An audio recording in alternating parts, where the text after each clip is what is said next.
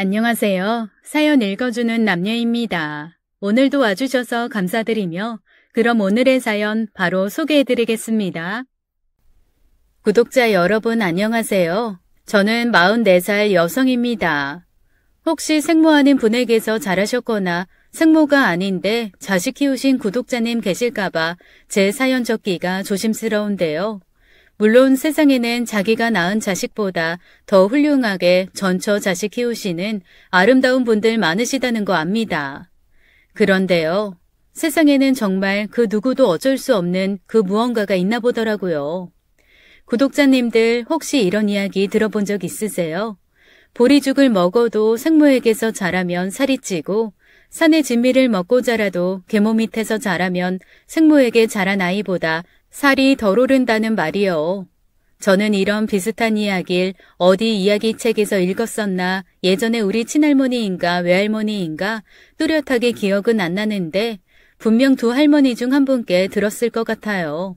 제가 워낙에 이야기를 좋아해서 친가에 가도 외가에 가도 이야기 해달라고 졸라거든요. 특히 할머니 베베고 누워서 늘 하던 말이 이랬어요. 할머니, 장화 홍련 이야기 한 번 더 해봐. 못된 계모 이야기 해줘. 그럼 할머니는 얘야, 귀에서 재밌는 이야기라고 막 함부로 그런 말 하는 거 아니다. 세상에는 훌륭한 계모가 더 많으니까는 라고 하셨더랬죠. 그 말씀을 믿을 수 없던 저는 계모가 착해? 라고 물었습니다. 아가야, 구업이라는 말이 있단다. 말로 죄짓지 말아야 한다는 의미거든. 네 입에서 지은 죄 모두 네 자식에게 간다더라. 그뿐인가? 남에게 죄짓지 말고 남에게 못할 짓 하면 안 돼. 왜냐면 그 죄가 다 내 새끼에게 가거든. 이라고 하셨더랬습니다. 지금 하는 이 이야기는 분명 어떤 책에서 읽은 이야기 같아요. 옛날에요. 그 마을에서 정말 어질고 덕성스럽기가 신사임당 같은 사람이 있었더래요. 근데 이 사람이 팔자가 드센 건진 몰라도 처녀가 글쎄 죽은 전처에게서 난 자식이 있는 집에를 둘째 부인으로 시집을 갔다네요. 시집을 가서 전처 아들을 그렇게 정성스럽게 키웠대요. 근데 그 아들은 2살부터 5살 정도까지 키웠을 때 덜컥 자기 아이를 가진 거예요. 그래서 낳아서 두 아들을 동시에 키웠답니다. 그런데 전처 자식에게는 솜 두둑하게 누빈 비단 옷을 입히고 밥도 쌀밥만 고봉으로 꾹꾹 눌러 담아서 줬대요. 1년에 몇 번 상에 고기 올라오는 날은 그 고기를 전처 아들에게만 먹였고 자기 뱃속으로 낳은 자기 아들은 추운 겨울에도 얇은 광목 옷에다가 보리밥을 먹였대요. 그럼 당연히 전처 아들이 살이 찌고 자기 아들은 빼짝 말라야 하잖아요. 그런데 희한하게도 전처 아들은 날이 갈수록 말라가면서 빈티가 나고 자기가 낳은 아들은 보리밥만 먹여도 살이 포동포동 찌고 그렇게 부티가 나더래요. 와, 이 후처는 빛을 노르시겠죠? 남들이 보면 오해하니까요. 그러니 이 아버지가 의심을 안 하겠나요? 이 악독한 년이 분명 무슨 요술을 부리겠지. 아니 안 그러면 이럴 리가 없다. 내 눈 하나와 세상 사람들 속이려고 내 앞에서는 그렇게 잘하는 척하고 뒤에서는 구박을 하겠지. 이렇게 생각하고 전처에게 낳은 아들 옷을 벗겨본 거예요. 옷에 무슨 요상한 짓을 했을까 싶어서 벗겼겠죠. 벗겨보니 정말 목화솜이 그득그득 꽉꽉 눌러 채워져 있고 고봉밥 떠있는 밥그릇을 뒤엎어보니 밥도 그대로 끝까지 쌀밥이더래요. 허허허, 아이 괴이한 일이로고. 그래서 이번에는 둘째 부인이 낳은 아들 밥그릇 뒤집어보니 끝까지 깡보리밥이고 옷도 광목 옷이더래요. 이걸 어떻게 밝혀야 하나요? 그래서 며칠이고 몇 주고 몇 달이고 별의별 감시를 다 했답니다. 그래도 영 알 수가 없으니 마지막으로 한 게 그 당시에는 사랑방하고 안채가 구분되어 있으니까 아내가 두 아들을 끼고 자는 방을 몰래 들여다본 거예요. 그 시절에 전기가 있나요? 뭐가 있나요? 그 칠흑 같은 어둠 속에서 세 사람 자는 방 안에를 창호지 구멍 뚫고 한참을 들여다봤대요. 시간이 지날수록 시야가 트이고 자기가 낳은 아들은 저기 윗목 찬 데서 재우고 아랫목에서 전처자식을 품에 안고 잠든 아내의 뒷등에서 어떤 아름다운 하얀 보자기 같은 기운이 허공을 날아오르더랍니다. 그 아름답고 눈부신 보자기가 글쎄 저 윗목으로 날아가서 혼자 자는 작은 아들 위로 가서 포근하게 가라앉더래요. 우리가 평상시에는 볼 수 없는 그 아름다운 기운, 생모의 진짜 마음이요. 그 진짜 백이 기운이 가서 자기가 낳은 아들을 덮는 거죠. 그래서 그 생모의 강한 기운이 아들을 보호해서 안 먹어도 살이 찌고 추운 옷을 입어도 추위도 안 타고 귀티나고 그랬던 거라네요. 근데 그걸 생모 자신도 모르는 거예요. 자기 마음의 쏠림을요. 어쩔 수 없는 마음을요. 저는 어릴 때는 이게 무슨 말인지 몰랐지만 저도 자식들을 제 배 아파 낳아 키우면서 이 이야기를 되생각하니 무슨 말인지 너무 잘 알겠더라고요. 지금부터 제 시어머님 이야기를 본격적으로 해드릴게요. 저는 아들만 둘 있는 집 큰아들에게 시집을 왔어요. 둘 다 고등학교까지만 졸업했고 먹고 살기 위해 고군분투하는 일상 속에서 만났습니다. 저는 20살 때부터 안 해본 일이 없었는데 남편을 만날 무렵에는 경기도와 서울 딱 경계선 지역에서 기사식당을 운영했었어요. 아가씨의 몸으로요. 철든 왈패였죠 뭐. 그 당시 남편은 트럭 운전을 했고요. 현재 남편하고 저는 시래기 해장국집을 운영해요. 경기도 외곽 지역에서 중간보다 약간 못 사는 빌라촌 입구에서 하는데 가격은 안 비싸게 등뼈하고 시래기, 그러니까 건더기 양은 푸짐하게 하는 걸 유지했더니 장사는 잘 됩니다. 손맛은 당연히 좋고요. 아무리 물가가 올라도 서민들 주머니는 거기서 거기. 저는 먹는 걸로 야박하게 하고 싶지 않아요. 먹는 장사는 자고로 푸짐하게 해야 한다는 어른들 말씀 틀린 게 없는 게 다른 집들 지난 몇 년간 감염병이 대한민국을 뒤덮은 그 엄청난 시기에 문 닫고 망해 나가도 가격은 같고 음식 푸짐하게 하는 저희 집은 그 어려운 때도 인건비, 월세, 식재료비 빚내서 쓴 적이 없습니다. 제가 마음껏 장사를 할 수 있는 건 저희 시어머님이 한 집에 살아주시면서 애들 뒷바라지, 그러니까 밥 챙겨주시고 살림해주시기 때문이에요. 그러면 시어머니가 집에서 살림만 하시냐? 아닙니다. 상가 건물 계단을 닦는 일을 하세요. 상가 계단 청소를 혼자서 하시는데 2~3명이 같이 하는 퀄리티로 하셔서 상가 주인이 우리 어머님만 쓰려고 하신다네요. 어머님 말씀으로는 손잡이고 유리문이고 간에 장사하시는 분들이 마구잡이로 붙이는 광고종이 있잖아요. 스티커 같은 거 많이 붙여놓으시는데 그거 깨끗하게 닦아놓는 게 계단 청소의 관건이라고 하시더라고요. 그거 말도 말어. 아유 지겨워. 그거 떼려면 아주 애먹는다. 떼기가 쉽지 않어. 우선은 끈끈하고 아주 세게 붙어있거든. 이걸 뾰족하지 않은 칼 같은 걸로 같은 방향으로 긁어내야 된다고. 스텐 기둥은 방향이 있으니까. 그걸 잡아서 같은 방향으로 긁어내고 같은 방향으로 수세미질을 하면 상처가 하나도 안 나거든. 라고 신나게 제게 말씀하시는 시어머님은 시어머님 30대 초반 전업주부 시절에 겪은 아픈 과거가 있는 분이세요. 그 시절에 유부녀가 외간 남자와 바람이 난다는 건 거의 사회적으로 매장을 뜻한다고 봐도 무방하죠.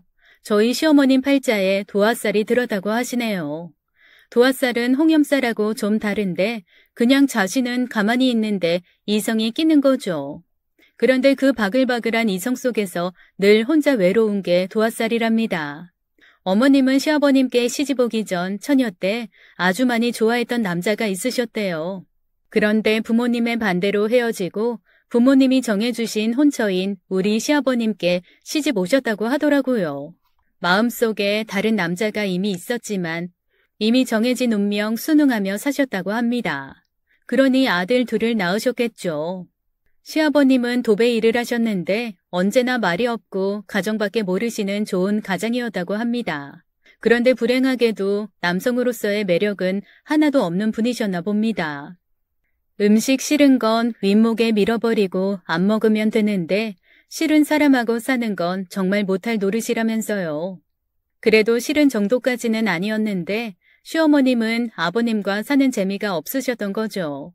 가슴 밑바닥에는 처녀 때 좋아하던 남자 못 이룬 슬픈 사랑이 늘 희미하게 남아 자리 잡고 있었으니까요.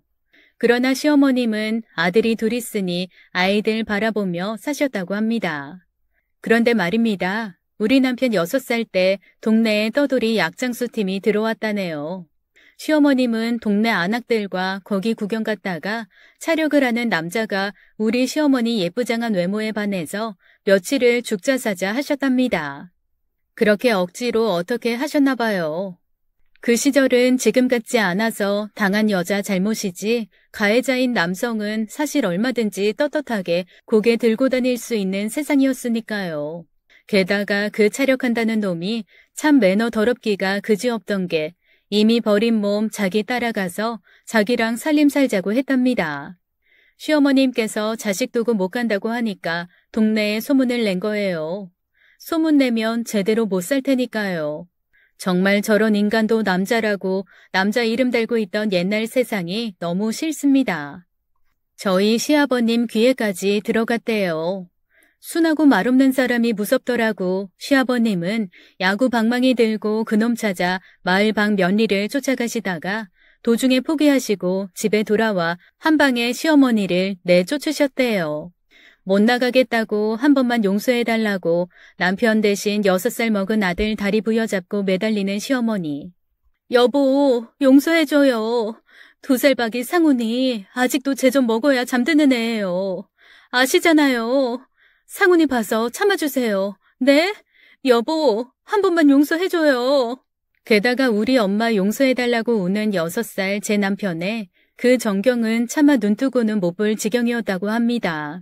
그 난리판으로 쫓아내는 과정 속에 동네에서 가장 나이 많은 할아버지가 저희 시아버님을 불러놓고 여보게 정훈이 애비, 아이 그러는 거 아니야. 애들은 애들 낳은 생모가 키워야지. 안 그래? 그거 생으로 핏줄 떼어놓는 거 아니라고. 다독거리며 잊고 살아.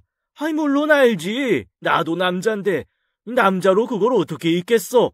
아이 그러나 어떻게 해. 애들 봐서 잊으라고. 그래도 결국 쫓아내셨고 시아버님은 다른 참한 과부를 들이셨나 봅니다. 2살이었던 우리 도련님, 아니 서방님은 다른 아이들에 비해서 유난히 어머니를 바쳤다네요.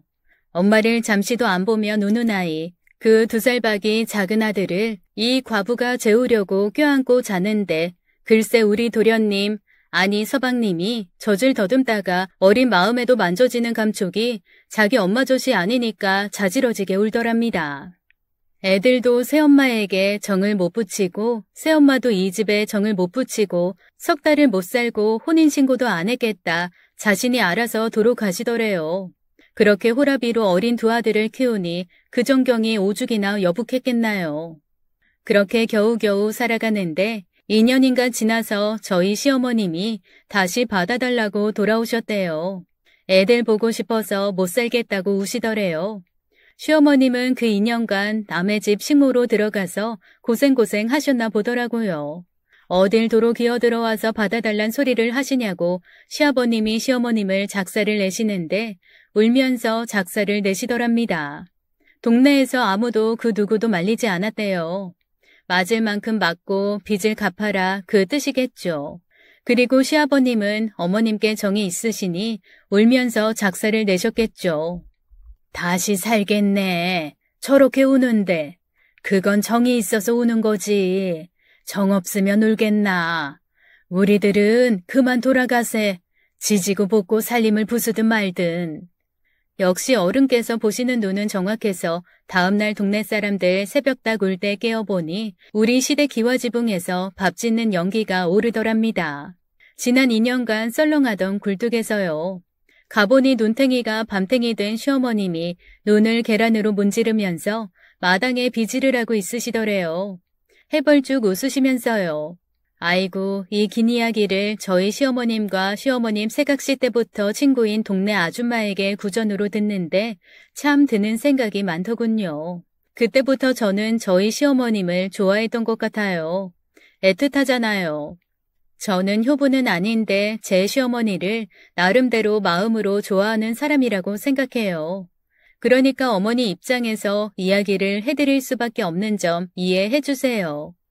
시어머님께 시어머님의 흑역사를 듣고 난 후 어느 날 남편에게 슬며시 물은 적이 있어요. 당신 엄마 싫지 않았어? 집 나갔던 엄마인데. 여보 잘 모르면 그런 말 하지 마. 당신은 안 겪어봐서 몰라. 해가 뉘엿뉘엿 질 때 대문 밖에 나와 쪼그리고 앉아. 우리 엄마가 여기서 나타날까? 우리 엄마가 저기서 나타날까? 그거 안 하는 것만 해도 얼마나 좋았는지 알아? 남편은 그런 사람이었어요. 순응하면서 만사를 이해하고 포근하게 감싸 안는 부드러운 성격이죠. 그런데 남편보다 4살 어린 서방님은 남편하고는 틀린 사람입니다. 지금도 시어머님께 차갑기가 얼음장 같아요. 엄마 젖없으면 잠도 못 들던 그 아이가 얼음장 같아졌습니다. 그런데 저는 도련님 심정도 이해해요. 사랑이 큰 만큼 미움도 크니까요. 자기 남편이 그래서인가 동서도 시어머님을 얼마나 함부로 대하는지 제가 동서를 간간히 타이르는데요. 우선은 동서가 제일 펄펄 뛰는 문제는 동서 아들이 다니는 보습학원 건물 계단 청소를 시어머님이 하시는 게 가장 못 견디겠나 보더라고요. 그거 버시면 얼마나 번다고. 제발이지 자식들 손자들 체면 생각해서 그만둬 주시면 얼마나 좋을까요? 이 말을 입에 달고 삽니다. 물론 이해는 해요. 동서나 조카 입장에서 보면요. 그러나 조카가 앞으로 한 달 더 다닐지 1년 더 다닐지 모르는 학원 때문에 시어머님이 13년 가까이 일하신 일자리를 그만두라는 건 좀 그렇더라고요. 그리고 저는 기본적으로 노동의 신성함을 존중하는 사람이거든요. 동서, 아니 어때서 남의 돈 훔치는 것도 남의 돈 떼먹고 가는 것도 아니고 남에게 피해 끼치는 거 아닌 땀 흘리는 노동이 어때서? 라고 반발하기도 합니다. 그럴 때마다 동서는 형님 아시잖아요. 저 준서 데리고 계단 오르락 내리락 하는 운동하는 거요. 하필 우리 둘이 오르락 내리락 하는 시간에 어머님이 거기 청소를 하시는 시간이잖아요. 얼마나 창피하고 어색하겠어요? 서방님 아들 준서가 많이 비만이에요. 요즘 애들 대체로 그렇지만 준서는 좀 더 심한 편인데 누구나가 자기 자식 끔찍하더라고 동서는 단 하나 아들을 신주단지 위하듯 하거든요. 준서 공부에 공을 들이는 만큼 운동도 철저하게 시키죠. 아이에 대한 사랑이 각별해서 사교육을 많이 시켜주고 싶은지 서방님이 능력자라 동서는 굳이 안 벌어도 되는데 요양보호사 자격증을 따서 한 2년 일하더니만 힘든지 관둔 후부터는 애에게 완전히 올인하는 거예요. 또 잠깐 동서 흉을 더 보자면 동서는 자기 아들 다음에 제일 좋아하는 게 돈 같습니다. 늘 돈돈 소리를 입에 달고 살거든요. 동서, 너무 그렇게 돈돈 하지 마. 서방님이 돈도 잘 벌어다 주시는데 왜 그렇게 돈돈 그래? 형님은 찢어지게 가난하게 사는 게 어떤 건지 모르시죠? 저는 알아요. 제가 태어나던 해 우리 친정아버지가 사업이 망하셔서 저 어릴 때 얼마나 가난하게 자랐는지 그게 한이 맺혀서 그래요. 자기 말대로 동서 자신도 가난하게 자랐으면서 왜 그렇게 계단 청소 같은 일을 멸시하는지 정말 너무 싫습니다. 동서가 자기 아들에게 시키는 운동이란 다른 게 아니고 모든 건물을 엘리베이터가 아닌 계단을 오르락 내리락 하게 하더라고요. 여기 보습학원은 꼭대기 층에 있으니 아이 데리고 오르락 내리락 운동하기 딱 좋죠. 동서가 되게 독한 게 애가 아무리 앓는 소리를 해도 단 하루도 안 쉽니다. 지금 8개월째 다니고 있는데 월요일부터 일요일 중에 영어 없는 하루 빼고 6일은 오르락 내리락 5번씩 합니다. 형님도 해보세요. 이 계단 오르게 하면 다른 운동 필요 없어요. 효과 최고예요. 건강 앱 아시나요? 스마트폰 앱 중에서 걷기 체크 같은 거 해주는 기능이요. 그 건강 앱 깔아놓고 체크하면서 시키더라고요. 동서가 고등학교 때 핸드볼 선수였다는데 그래서인지 준서 때문 아니라도 운동은 늘 꾸준하게 해서 동서는 몸매가 탄탄합니다.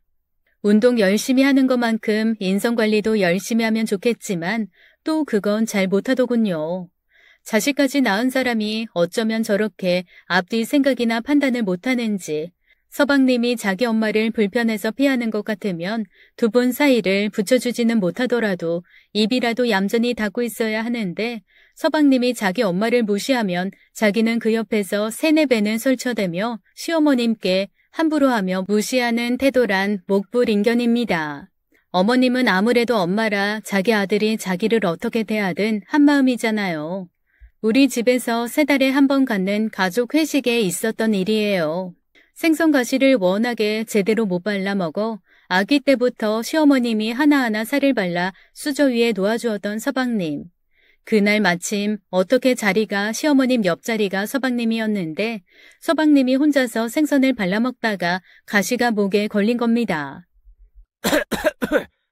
그 모습을 보고 화들짝 놀란 시어머님이 얼른 당신 손바닥을 서방님 입 앞에다가 바짝 대고 아가, 아이고 여기다 뱉어, 빨리 뱉어.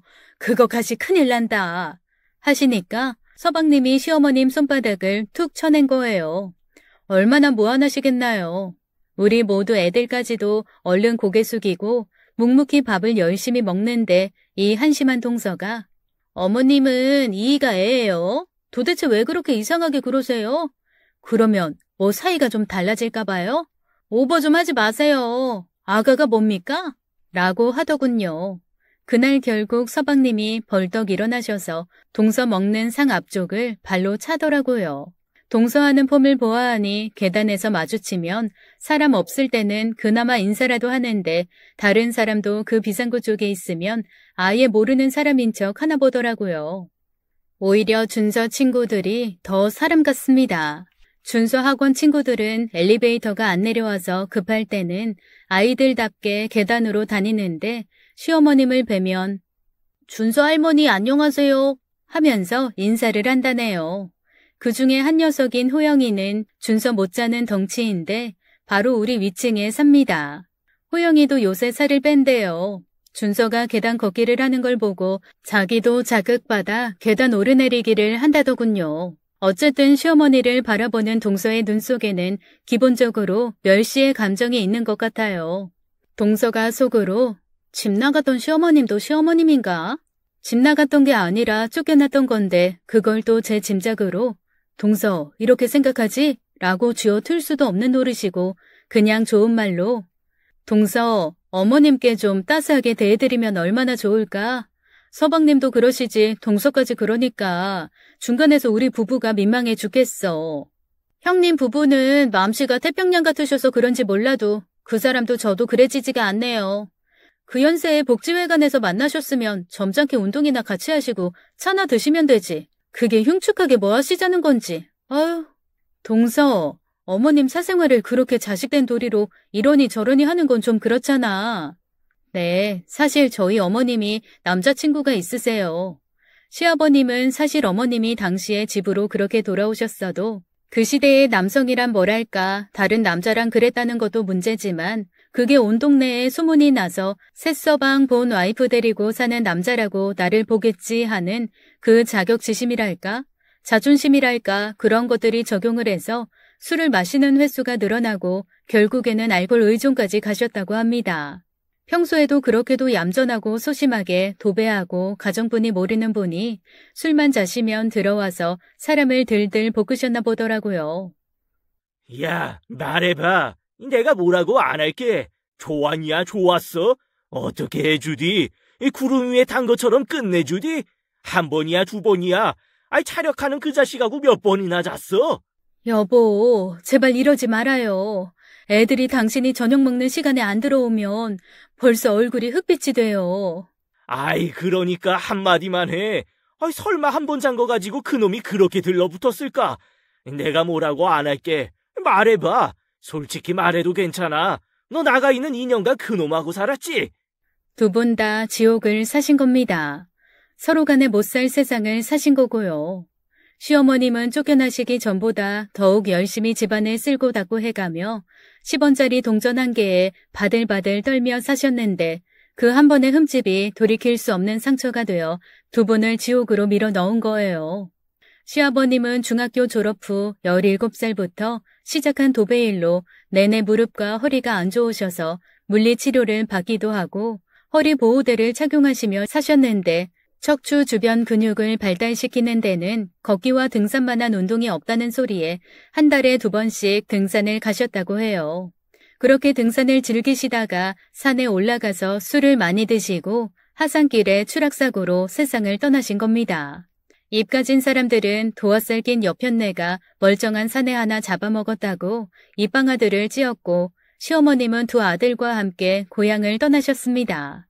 어머님 떠나시기보다 몇 년 전 서울로 이사를 간 어머님과 비슷한 시기에 그 마을로 시집왔던 절친한 새댁 친구가 사는 동네로 정착을 하신 겁니다. 그게 서울 수색이었어요. 시어머님은 38살에 과부가 되셨고 서울에서 아들 둘 데리고 먹고 살려고 안 해본 일이 없이 사셨다고 하더라고요. 내가 그 고생한 거 다 엮으면 책은 10권도 써도 모자란다. 집이나 제대로 있었게? 고향 거기서 전세로 살던 돈 빼와서 서울에서 방 한 칸짜리 얻어서 살았지.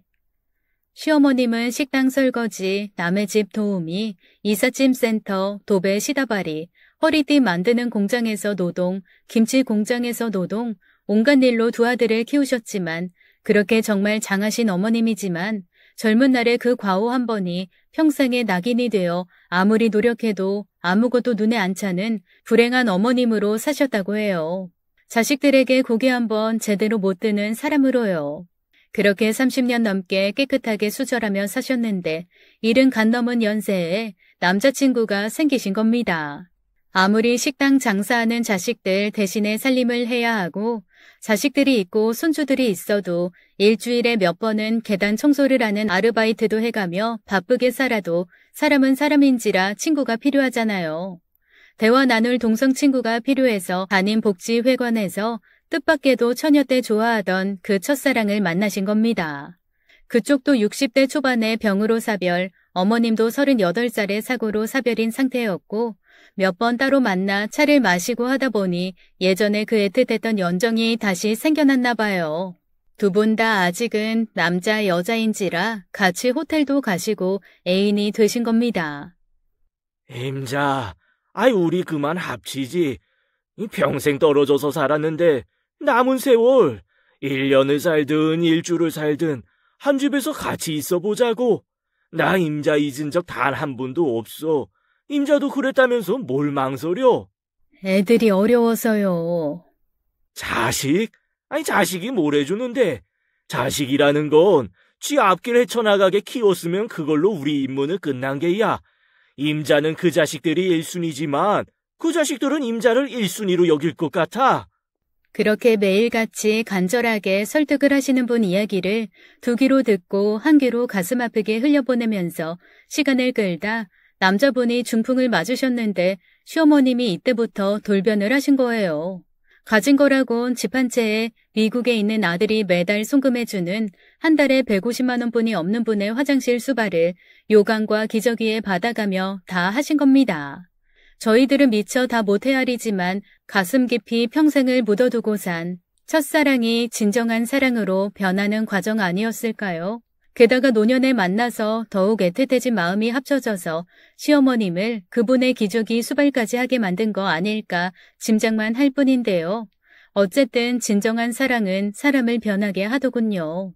30년의 새끼들 앞에 고개 한번 제대로 못 들던 시어머님이 어찌나 당당하게 그분 댁을 들락이시는지 저는 너무 놀랐어요. 아들 며느리 그렇게 내 앞에 앉혀놓고 말씀하시더군요. 니들 나한테 아무 소리 마. 입도 떼지 마. 나 30년 니들 남편한테 할도리 했어. 남편 없이 니들 형제 키워냈잖아. 나도 이제는 내 하고 싶은 대로 하고 살 거야. 그저 묵묵히 있는 듬직한 큰아들. 싸늘함과 온갖 세상의 신경질이 더덕더덕 붙은 것 같은 둘째 아들의 얼굴. 기가 막힌다는 표정으로 일관하는 둘째 며느리. 이 셋을 내보내고 저와 마주 앉은 시어머님께 어머님, 평생 고생하셨는데 또 뭐하러 그 고생길로 들어가시려고 그러세요. 그분이 돈이나 많아요? 호강도 못 시켜주고 병든 노인네한테 기저귀 수발하러 가시는 거예요? 어머니 거기 가지 마세요. 어머니 우리랑 살아요. 애미야, 나는 그 사람 기저귀 수발해도 좋아. 단 하루를 살더라도 그 사람하고 있다가 죽을 거야. 어머님, 그럼 그분 돌아가시면 어떻게 하실 거예요? 그건 그때 가봐서 생각하시겠다고 하시더군요. 그렇게 가방 2개 싸가지고 그 어르신 댁으로 옮기시더라고요. 남자 쪽에서는 아들이 하나 있는데 워낙에 잘 되어서 미국 동부의 무슨 유명한 대학인데 제가 까먹었네요. 거기서 물리학 교수를 하고 있다고 하더라고요. 미국에 있는 아들은 얼마든지 원하시면 재혼하시라고 하셨다는데 어머님은 우리들에게 말도 못 꺼내신 겁니다. 사실 과거가 없었다고 해도 그리고 나이 드셨어도 여자는 자식 앞에서는 작아집니다. 그런데 그런 과거도 있었으니 더욱 함구하고 괴로운 나날을 보내시면서 날짜를 끌다가 그 남자분이 중풍을 맞으셔서 쓰러지신 거예요. 그분의 미국 아들은 아버님을 모셔가려고 한국에 들어왔다가 자기 아버지가 내 나라에서 죽겠다고 하셔서 간병인을 2이나 붙여주려고 했는데 우리 어머님이 중풍 든 자기 아버지에게 시집 오겠다는 말씀을 하시니 놀라시더래요. 그래서 매달 생활비를 이제는 200만 원씩 송금해 드리기로 하고 미국으로 돌아가더랍니다. 매일 오전 시간만 오는 요양 간호사를 붙여주고요. 어머님은 계단 청소를 계속 하셨습니다. 일주일에 4번 11시부터 오후 5시까지 하는 일이니 힘들다 생각 안 하시거든요. 어쨌거나 사람은 늙으나 젊으나 일이 있어야 돼. 집에서 살림하는 것도 일은 맞다. 하지만 그건 돈이 안 들어오잖아. 그럼 삶의 활력이 안 되거든. 당당하게 내 몸으로 다른 데서 일하고 따박따박 들어오는 돈이 얼마나 좋은지 너도 알잖냐. 그렇게 그분 댁에서 2분 만에 신혼 아닌 신혼이 시작된 겁니다. 중풍 들어 기저귀에 가끔 실례를 하시는 이른 중반의 노인과 상가 계단 청소하시는 우리 어머님의 신혼이요. 저는요, 사실은 지금도 이해를 잘 못하겠어요. 아니 뭐가 좋으셔서 그 집으로 가시는가 말입니다. 아니 사실 어머님 정도의 외모시면 다른 젊고 건강한 할아버지들이 얼마든지 좋다고 하실 텐데 외로우시면 그런 분들 사귀면 될 텐데 말이죠. 그런데 더 이상한 게요. 지난 가을부터 이 남자분이 갑자기 혼인신고를 하자고 우기시는 거예요. 2분 다 각자 자식 있으니 그리고 2분 재산 없으니 법으로 혼인을 하고 말고가 중요한 게 아니었거든요. 부모가 재산 있으면 양쪽 자식들 모두 칼날을 세웠을 텐데 양쪽 자식들 다 관심이 없었어요. 게다가 그분 모시고 식사할 때 서방님의 내내 찡그리는 얼굴이 불편해서 2분 법적으로는 남으로 지내기로 하셨었거든요. 사실 아들이든 딸이든 내 엄마가 이 나이에 호적을 파서 남의 집 가문에 들어가는 거 이해해줄 자식 몇이나 될까요? 재산을 떠나서 그 자체로 말입니다. 어머님께서 가방 싸들고 그분 댁으로 들어가신 게 작년 초봄의 일이었어요. 그런데 지난 가을 단풍이 한참 될 때 그 집 아들이 미국에서 교통사고가 나서 세상을 떠나는 불행한 일이 생겼습니다. 그 아들은 자식 없이 미국인 아내랑만 살다가 이혼한 상태라고 하더라고요. 그 소식을 들은 동서는 우리 어머님 또 김씨 할아버지 불쌍해서 가슴 절절 하시겠네. 아유 그 눈꼴 시린 꼴 또 어떻게 보지? 동서 무슨 말을 그렇게 해. 그분 몸도 시원치 않으신 분이 세상에 혼자 남으셨는데 그게 이죽거릴 일이야? 혼자 남긴 왜 혼자 남아요. 뜨겁게 사랑해서 자식들 내팽겨치고 보따리 싸들고 간 첩이 옆에 있는데. 자기 시어머니를 첩이라고 표현하는 저 건방지고 저렴한 인성 때문에 제가 동서를 싫어하는 겁니다. 워낙에 성품이 건방지고 지도 그렇게 잘난 거 없는 주제에 자기보다 못한 사람을 우습게 여긴다고 해야 하나? 그런 게 있는 사람이거든요. 아무튼 굳이 해서 좋을 것도 없는 혼인신고를 자식들 눈치 보이는데도 혼인신고하자고 우기는 할아버지를 시어머님도 우리도 다만 노만끼라고 생각하고 넘겼습니다. 그런데 언젠가부터 동서가 시어머님을 대하는 태도가 달라지는 거예요. 그날도 가족 회식이었는데 가게 쉬는 날이라고 남편과 시어머님과 아파트 단지 근처에 있는 공원을 몇 바퀴 돌고 장을 봐서 들어왔거든요. 들어오니 동서가 웬일로 일찍 와서 시어머님이 사용하시던 방 의자에 앉아서 가족 그 누구도 안 먹고 시어머니만 즐겨 드시는 뻥튀기를 먹고 있는 거예요. 동서, 웬일이야? 이렇게 일찍 오고. 제 말에는 대꾸도 없이 동서가 갑자기 시어머님께 배시시 웃으며 어머님, 저 어머님 간식 좀 축내고 있어요. 괜찮으시죠? 맛있네요. 그래. 맛있다니 고맙구나. 그날 저녁에 다 같이 밥을 먹는데 동서가 시어머님이 하신 음식들을 골고루 모두 손대면서 맛있게 먹고 밥을 한 그릇 더 먹는 거예요. 평소에는 시어머님이 더 먹으라고 권하시면서 맛있는 음식 담긴 접시를 밀어주시면 짜증내는 게 동서였거든요. 살찐다고요. 애미야, 이거 소라무침 좀 먹어봐라. 오리굴젓도 기가 막히게 무쳐졌다. 어머님, 그냥 편하게 하시면 안 될까요? 이러시는 거 저 너무 불편해 죽겠거든요. 저렇게 말하던 사람이 이렇게 변할 수가 있나 싶었는데 이 사람이 왜 이러나 싶어서 아무리 머리를 굴려보았자 나오는 답이 없는 거예요. 시어머님은 가족 회식 때 잠깐 와서 식사만 하시고 가시고 거의 애인과 같이 지내셨습니다. 옆에서 지켜봐도 지극정성이셨어요. 지난 12월 초에 엄청 추운 날들이 사흘 이어졌을 때 시어머님이 퇴근하시면서 식당에 들리셨더라고요. 가끔 해장국을 포장해 가시고는 하셔서 그날도 중형 락앤락에 가득 담아서 제 차에 싣고 발에다 드리는데 차 안에서 어머님이 그러시는 거예요. 애미야, 내가 오늘 새벽에 꿈이 안 좋아서 하루 종일 얼마나 집에 있는 사람 걱정을 했는지 모르겠다.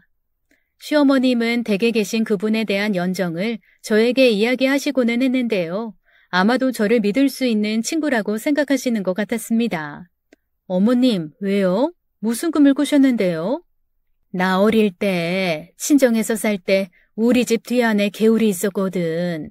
내 팔 길이만한 보폭이라서 그냥 기집 애들 서너 모여서 발 담그고 놀기 딱 좋은 크기라 빨래는 거기 들고 가서 할 정도였어. 근데 꿈에서 이 물이 하나도 안 흐르고 고여 있는 거야. 아, 물이 왜 안 흐르냐, 거 답답하게. 그러고 있는데 누가 날 툭 밀어, 등짝을. 제가 놀라서 누가요? 나도 모르지. 그래서 좌우당간에 그 고여있는 물속에 푹 빠지면서 에이씨, 누가 밀고 가는 거야 하고 돌아보니까 아무도 없어. 어찌나 기분이 나쁘던지. 그래서 내가 이 양반한테 무슨 일이 있을란가 그런 생각이 들어서 퇴근도 일찍 하잖냐 이렇게. 꿈 해석 같은 거 할 줄 모르는 제가 들어도 기분이 나빠지는 꿈 같더라고요. 우선은 물이 흐르지 않고 고여있는 것도 왠지 찜찜해서 핸드폰으로 꿈의 몸 검색하려다가 에이 그런 거 봐서 뭐하나 기분만 찝찝하지 하고 시어머님께 어머님 그런 꿈 해석이 맞으면 세상에 나쁜 일은 없고 좋은 일만 있게요. 그런 거 하나도 믿을 거 없으세요. 라고 위로해드리고는 집 앞에 내려드리고 저는 돌아왔습니다. 그때 어머님 말을 조금 더 신경 썼다면 어머님이 다치는 일은 일어나지 않았을까요? 모르죠. 언제 무슨 사고가 일어날지 모르는 게 세상사인데요. 다음날 오후에 한참 바쁠 때 시어머님 핸드폰 번호로 전화가 오는데 모르는 사람이건 전화였습니다. 경찰 지구대라는 거예요. 가슴이 철렁했죠. 말씀인즉슨 시어머님이 청소하시다가 계단에서 구르셔서 다치셨다고 응급실로 가고 있으니 보호자분들 오시라는 겁니다. 남편이 부랴부랴 먼저 가고 저는 장사가 바쁠 때라 2시간 후에 출발을 했습니다. 다행히 머리 쪽이나 그런 데는 안 다치셨고 구르면서 마지막으로는 손바닥으로 짚고 멈추셔서 온몸의 체중이 손목으로 가서 여기 손목뿐 아니라 팔부터 어깨까지 무리가 갔다고 하시더라고요. 손목은 인대가 파열되었는데 사진으로 보니까 아무것도 모르는 내 눈으로 보기에도 파열된 깊이가 엄청나게 깊고 넓더라고. 봉합술 이야기에서 동의서 썼어. 노인이라 골밀도가 낮아서 이제 후유증이 걱정인데 무엇보다 당분간 입원해 계셔야 해서 봐줄 분을 알아보기로 남편하고 이야기가 됐습니다. 뒤늦게 도착한 서방님은 이미 별 큰 사고 없다는 이야기를 듣고 오시는 길이라 그런지 당황하는 기색 없이 침착한 모습이었어요. 그리고는 자켓 안주머니에서 봉투를 꺼내더니 제게 내밀더군요. 형수님, 제가 오늘 큰 거래를 하나 땄어요. 오늘 쓰라고 그렇게 안 풀리던 일이 됐나 보네요. 이 돈으로 붙어서 간호해줄 점잖고 얌전한 아주머니 알아보세요. 저는 어머님 수술 들어가신 그 와중에도 슬며시 웃음이 나더군요. 속으로 그럼 그렇지. 지가 자식이지. 자식이 어디 가? 싶었어요. 그런데 더 뜻밖이었던 건 동서의 태도였습니다. 준서 아빠, 내가 어머니 돌봐드리면 그 돈 나 주나? 라고 농담 비슷하게 말을 하는 거예요. 작은 집은 살림이 넉넉했고 봉투 안에 얼마가 들었건 그 돈이 아쉬워서 그렇게 멸시하던 시어머니 병간호를 할 동서는 아닙니다. 저는 속으로 이게 죽을 때가 됐나 싶은 아니 고운 마음도 잠시 들었지만 긴급한 상황에서는 역시 자식이라는 소리가 이래서 나오는구나 싶어서 흐뭇하더군요. 동서는 가정주부고 마음만 먹으면 얼마든지 병간호를 할 수 있는 거니까요. 그렇게 동서의 놀라운 보호자 역할은 시작되었습니다. 사람이 하려들면 저렇게 잘할 수도 있는 거구나 싶게 병원 밥이 입에 안 맞아 하시는 어머님을 위해 아침마다 반찬을 새로 해서 찬압 가득 싸가는 건 물론 댁에서 요양 간호사 보호만 받고 계신 어른을 위해 그 집까지 들여다볼 정도였으니까요. 어머님 수술 예후가 좋아서 일은 퇴원이 결정되었고 사실 아직은 아무것도 하시지 말라는 의사의 권고대로 도우미님도 한 분 알아보고 있는데 동서가 자기가 직접 간호하겠다고 또 나서는 겁니다. 사실 남보다야 자식 손이 낫지. 안 그래요? 이번에 어머님과 가까이 있어 보니까 어머님이 얼마나 좋으신 분인 줄 알겠더라고요. 형님이 왜 그렇게 어머님 하면 쌍수 들고 감싸 안고 드시는지 이해도 되고요. 동서 말은 그랬습니다. 어머님이 다치시고 보니까 문득 이대로 어머님이 돌아가시면 어쩌나 하는 걱정이 들더랍니다. 워낙에 건강하셔서 어머님에게 질병이나 죽음 같은 것은 찾아오지 않을 줄 알았는데 무력하게 병원 침상에 누워 계시는 거 뵈니 자기가 그동안에 냉랭하게 대한 게 후회가 되더라는 거예요. 그 말을 듣다 보니 동서에 대한 미움도 조금 사라지고 뭐라 달리 대꾸할 뚜렷한 말이 없어 저는 괜히 조금 다른 말을 건넸습니다. 동서, 준서랑 호영이랑 크게 싸운 것 때문에 신경 쓰더니 준서는 괜찮아? 우리 위층 호영이네는 요즘 아주 꼼짝을 안 하던데 애가 방에서 안 나오려고 한대. 동서는 별 대꾸가 없었습니다.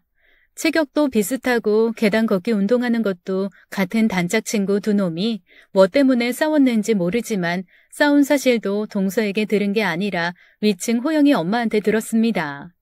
아니, 준서가 우리 호영이를 어떻게 했기에 애가 파랗게 질려서 도통 말도 안 하고 그 좋아하던 간식도 안 먹고 지금 방학이라 망정이지 학교 안 간다는 소리 나올까봐 무섭다니까요. 아무래도 학원에서 준서가 우리 호영이를 왕따시키는 것 같아요. 속상해 죽겠어요. 이런 말을 들은 게 이틀 전이거든요. 근래 들어 호영이를 멀리서 딱 한 번 본 적이 있는데 저기 멀리서 걸어오다가 저를 보더니 삥 돌아서 가다 말고 돌아와서는 준서 할머니 아직도 많이 아프세요? 하고 묻는 거예요. 사내 아이라도 싹싹하고 워낙에 어른에게 인사성 밝은 애라 시어머님도 저도 예뻐하는데 저렇게 인사성 밝게 챙겨주니 고맙고 기특하더라고요. 그런 애가 집에 박혀 있다니까 가슴이 아프더군요. 그러나 남의 아이를 머릿속에 오래 담고 있을 겨를이 없던 저는 동서에게 시어머님을 맡기고 제 장사에 빠져들었습니다. 몇 달 요양만 잘하면 낫는 아는 병이니까 걱정을 안 한 거죠. 얼마 후 보통은 퇴근하면서 잠시 들여다보던 시어머님 댁에 그날따라 오후에 손님이 너무 없고 저녁 예약 테이블이 많아서 낮에 한가한 틈을 타 잠시 어머님 댁에를 갔습니다.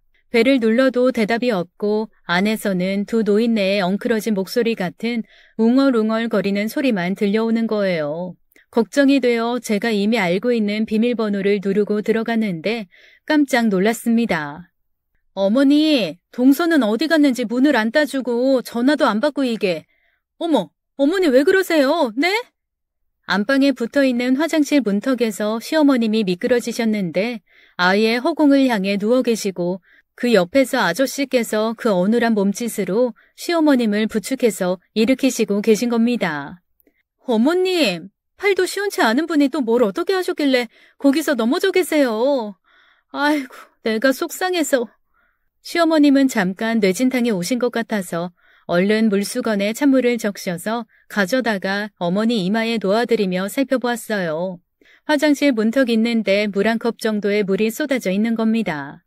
그 물에 미끄러지신 건가 보더라고요. 목욕탕 청소를 했나 들여다보니까 목욕탕 안에는 제가 미끄럼 방지용 깔개를 사다 둔 그대로고 거기는 물에 젖을 일이 없는 건조한 상태였어요.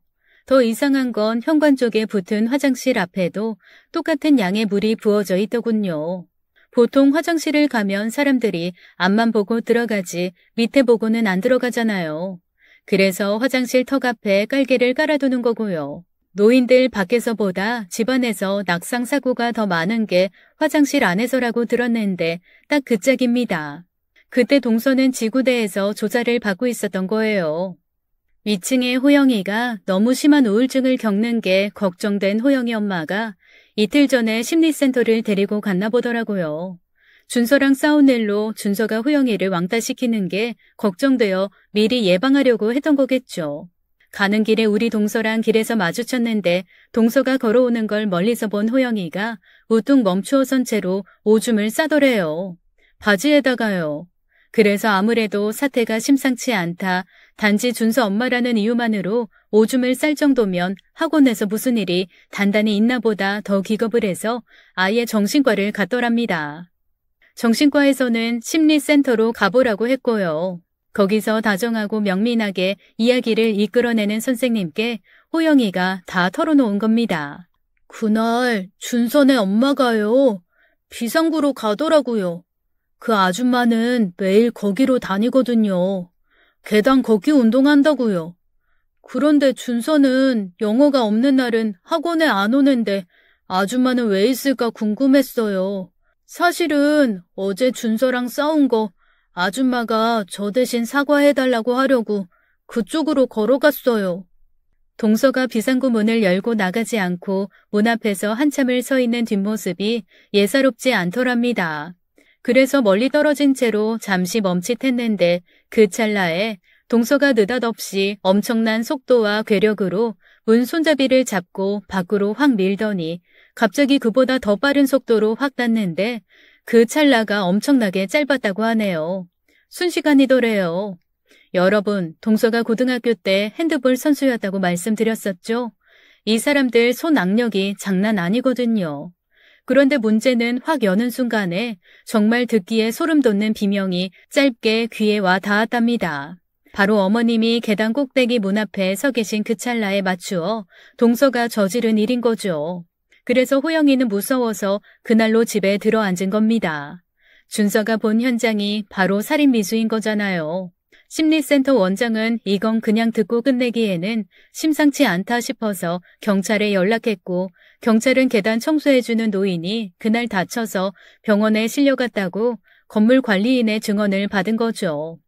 여러분, 동서는 단지 시어머니가 싫다는 이유로 그런 짓을 저질렀을까요? 해답이 따로 있더라고요. 저희 시어머님의 애인 그분 아들이 미국에서 사고가 났다고 했잖아요. 그 아들이 남긴 유산이 주식까지 해서 한국 돈으로 세금 떼고 87억이 할아버지 앞으로 상속된 거예요. 할아버지 그 87억을 어떻게 처리했을 것 같으세요? 평생 가슴에 간직하고 살다가 이제야 만나진 여자, 그 여자가 자기 기저귀 수발까지 해주며 진심으로 대해주는데 그 여자에게 다 남겨주고 싶지 않겠나요? 그런데 자기 자신은 중풍이라 사실 이게 언제 치매로 악화될지 모르는 상황에서 재산을 미리 저희 어머니 앞으로 하신 겁니다. 할아버지도 법을 모르니까 처음에는 법적인 부부가 되어야 이 여자에게 재산을 남겨줄 수 있다는 생각에 결혼을 하자고 조르셨대요. 그런데 유언장 문제로 채용한 변호사에게 들으니 무리 없이 모든 재산을 넘겨줄 법안이 이미 있다는 걸 알게 되신 거죠. 어르신 걱정 마세요. 법으로 묶인 정식 부부가 아니라도 얼마든지 상속할 수 있습니다. 상속인이 존재하지 않을 경우 피상속인과 생계를 같이 한 사람이 간호에 노력한 사람이 청구만 해도 재산을 상속할 수 있는 법안이 있거든요. 그렇지만 저희 시어머님이 그거 달라고 청구 같은 거 할 사람이 아닌 거 아니까 할아버지가 유언장 작성을 미리 하신 겁니다. 그러니 변호사가 들락이고 요양보호사는 그 과정을 지켜보고 같이 요양간호사 자격증을 공부했던 사람이 어머님의 둘째 며느리인 걸 아는 요양보호사가 저희 동서에게 이 금융대박 사실을 흘린 겁니다. 준서 엄마는 좋겠다. 시어머니 재산이 87억이니까 말이야. 그래서 동서 마음속에 피어난 지옥이 그 87억의 돈이 뭐라고, 8,700억도 아닌 870억도 아닌 87억이 뭐라고 시어머니를 해할 계획을 짠 겁니다. 그런데 아직도 모르겠는 게 아무리 돈이 좋기로써니 타인도 아닌 자기 시어머니를 해할 계획을 세운 동서는 도대체가 어떤 인간인 걸까요? 돈이 그렇게도 좋은 걸까요? 저는 뉴스에서 이런 이야기들이 기사화될 때마다 모두 남의 이야기인 줄 알았습니다. 우리 집 안에서 이런 일이 일어나니 20살 때부터 남자들이 많이 드나드는 기사 식당부터 안 해본 일이 없는 저조차도 세상에 대한 사람에 대한 두려움이 생기더군요. 정말 무서웠습니다. 그렇지만 이건 모두 짐작으로 유추하고 아직 미성년이고 심리가 불안한 12살 소년이 증언한 이야기고 목욕탕 앞에 물이 쏟아져 있는 것도 단지 우연의 일치로 볼 수 있는 문제였죠. 보다 확실한 증거가 필요해서 경찰에서 이런저런 조사를 하던 중에 어머님께서 배 아파서 낳은 아들 중 하나인 서방님이 경찰서로 자기가 직접 조사를 받겠다고 찾아간 겁니다. 집사람 핸드폰을 증거물로 압수하세요. 집사람은 일주일 7일 중 하루 목요일 빼고는 6일, 애 학원 가는 날은 하루도 빠짐없이 계단 운동을 합니다. 건강 웹을 키고요. 핸드폰 포렌식 해보세요. 8개월간 일주일에 6일은 계단 횟수가 5번 오르락 내리기 정확히 찍혀 있을 겁니다. 그런데 그 주는 아마 7번 찍혀 있을 거예요. 그날 안에는 그 건물에 간 게 맞습니다. 시간도 따져보세요. 아마 어머님 사고 나기 바로 전이었을 거예요. 핸드폰을 증거물로 채택해서 포렌식을 해보니 바로 맞아 떨어진 거죠. 또한 다른 증거가 걸려들었는데 동서가 입을 가만히 안 놀렸던 게 증거로 잡힌 거예요. 이야기 시작할 때 말씀드린 구업이요. 자기 구업에 자기가 걸려든 거죠. 동서 통화 내역을 추적해보니 시어머님 다치시기 전후로 여기저기 경기도 부동산마다 전화해서 땅값과 건물값을 미리 알아보고 있었던 거예요. 시어머님 돌아가시면 그 87억이 두 아들에게 나뉠 것이고 40억가량은 자기들 차지가 되니 40억에 맞는 금액에서 땅값하고 건물값을 알아보고 있었더라고요. 사람이 돈에 환장하면 이렇게 미치는 걸까요? 그것뿐이 아니라 동서의 핸드폰에는 유튜브 시청 내역을 클릭해보니 맨 범죄 방법에 관련된 것만 시청했더라고요. 계단에서 문을 열어 사람을 계단 밑으로 밀어내는 범죄와 목욕탕 문턱 앞에 물 붓는 방법도 무려 37번에 걸쳐서 시청했다고 합니다. 여러분, 결혼을 시키면 자식은 자기 가정이 우선이잖아요. 내리사랑이라고 부모보다는 자식이 우선이고 자기 자식이 우선이니 자기 자식을 같이 낳은 배우자가 우선순위일 겁니다. 그러나 서방님은 틀린 사람이었습니다. 물론 배우자가 자기 엄마를 해하려 한 사람이라서일 수도 있지만 서방님 마음속에서는 더 큰 사랑과 아픔이 있었던 거죠. 자기 2살 때 다른 남자와 바람질한 엄마, 그래서 집에서 쫓겨난 엄마, 그 엄마를 향해 평생 가진 마음이 어떤 거였는지 이러한 상황에서 엄마를 위해 아내를 버린 걸 선택한 걸 보면 그 사랑이 얼마나 깊었는지 알겠더군요. 시어머님은 다행히 가벼운 뇌진탕에서 더 이상 다른 이상은 안 생겼고 동서는 살인미수로 나라밥을 단백질 음식인 콩밥을 먹게 되었습니다. 재판 결과가 나온 걸 보니 형량이 꽤 무겁더라고요. 차라리 동서 혼자의 자기 죗값 받는 그걸로 끝나면 오죽이나 좋겠나요. 우리 모두가 입은 마음의 상처 그걸로 끝이 났으면 오죽이나 좋았을까요. 동서가 지은 업장은 그대로 동서 자신에게 바로 꽂혀서 준서가 바로 그 계단에서 사고가 난 거예요. 시어머님이 동서한테 당하셨던 그 계단에서요. 동서의 범행으로 집안이 발칵 뒤집히고 아무리 어린아이지만 이게 보통 일은 아니라는 걸 제대로 감지했으니 평상심을 유지하며 살 수는 없었을 겁니다. 불안하고 우울하고 혼란이 오고 정신이 없었겠죠. 우울하게 한 걸음 한 걸음 그 높은 계단을 내려갔으면 얼마나 좋았을까요. 핸드폰을 보면서 한 걸음 한 걸음 내려가다가 발을 엇디져 그대로 낙상해서 다리 하나를 크게 다쳐서 12살 나이부터 이제는 평생을 기구에 의지해서 걸을 수밖에 없게 된 겁니다. 119 요원들에 의하면 처음에 온 전신 경직으로 봐서는 그대로 쇼크사 하는 줄 알았다고 하고 의사들 말에 의하면 그나마 감사하게도 목숨을 건지고 다리 하나를 잃은 셈이라고 하더군요. 저희 할머님이 하신 말씀 하나도 안 틀립니다. 모두 다 내 새끼에게 간다는 말씀이요. 저는 제 시조카라 이걸 사이다라고 생각할 수가 없었어요. 왜냐하면 제 남편 동생의 아들이니까요. 서방님은 이래저래 경황이 없는 것 같고 조카는 우리 집에서 제가 데리고 있기로 했습니다. 당분간은요. 서방님은 나이가 젊고 아직 창창합니다. 부디 서방님이 좋은 재혼을 해서 행복한 가정을 이루어 준서에게 훌륭한 계모를 찾아주었으면 좋겠네요. 어머님은 이제는 계단 청소 일을 그만두시고 집에서 쉬시는데요. 서방님이 업체를 불러 어머님 댁 벽마다 가로대를 설치하더라고요. 두 어르신 움직이실 때 그거 붙잡고 움직이시라고요. 서방님은 마음이 깊은 효자입니다. 여러분, 제 긴 사연 들어주셔서 감사해요. 지금까지 사연 읽어주는 남녀였습니다. 끝까지 함께 해주신 여러분 감사드리며 저희는 다음 사연으로 돌아올게요. 감사합니다.